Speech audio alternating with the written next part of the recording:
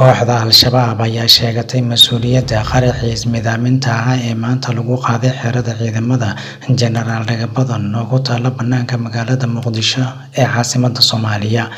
Al-Shabaab ayaa sheegatay in qaraxaasi uu fuliyay qof ka mid ah qaybta ismidaaminta ee kooxdaasi, isla markaana uu ujeedka ahaa in la beegsado dhalinyaro qoranaysay askarnimo.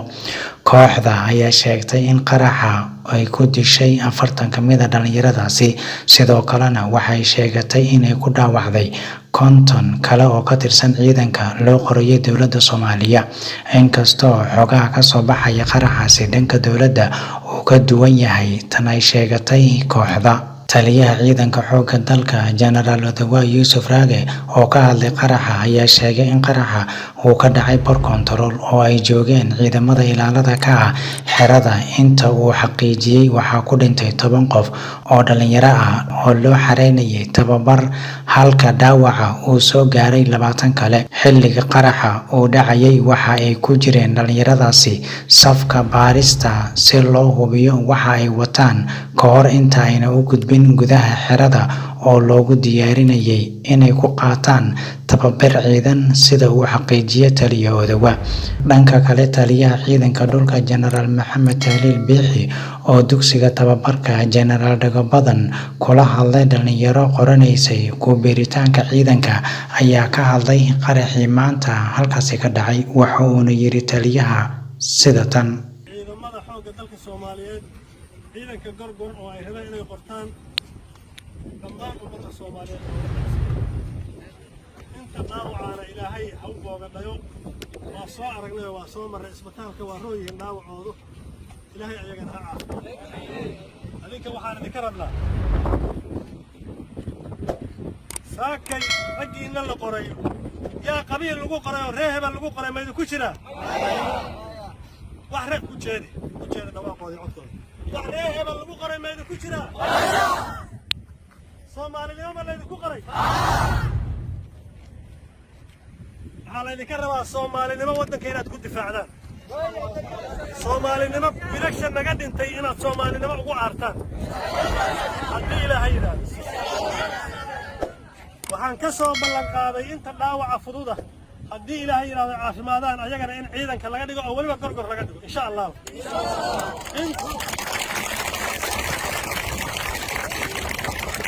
ayagooda waa la qorhayaa ayagoo saf gelin, ayagoo dhibaato marin insha Allah. haddii Ilaahay yidhaahdo waxaa laga yaabaa inuu raacaan dhaafay, laakiin raaca kaloo la qorhayo biidnillaahi alkariim shuruud la'aan baanu uga dhigaynaa Gorgor insha Allah haddii Ilaahay yidhaahdo. inta dhaawaca culusa dowladda waxaanu u weydiin doonaa haddii Ilaahay yidhaahdo wixii shaqo ah oo ay qaban karaan dowladdu inay ka ballan qaado insha Allah, oo ayaguna waxay qaban karaan la siiyo. inta dhibatayna haddii Ilaahay yidhaahdo ay dowladdu ka warqabto insha Allah biidnillaahi alkariim. waxaanu idinka rabnaa marka tababarka aad aadaysaan iyo ciidanka aad aadaysaan oo intii caafimaad baa laydin marin doonaa, check up baa laydin marin doonaa, howlo badan baa dhiman. laakiin intii Ilaahay ku guuleeyo, nin daraag cabba ama sigaar cabbow booska ha naga buuxin. waxaa dhimanayo oo loo dhimanayo waad arkaysaan. waa in nin walba waddankiisa difaaco. marka nin waddankiisii difaaci lahaa nin daraag cuna ama jaad cuna ama sigaar cabba waddanka ma difaacayo. run baan idiin sheegaya. ninkii intaas lehow booska ha naga buuxina noo daa. waxaan ciidanka ka rabnaa sida laydinku soo xoray Soomaalinimadan waxaan u ilaalinaynaa. nin balwadla waa iska ilaalinaynaa, ma rabno. ii sheeg balwad waxay kugu tarayso. maxaa jaad kugu tarahayaa?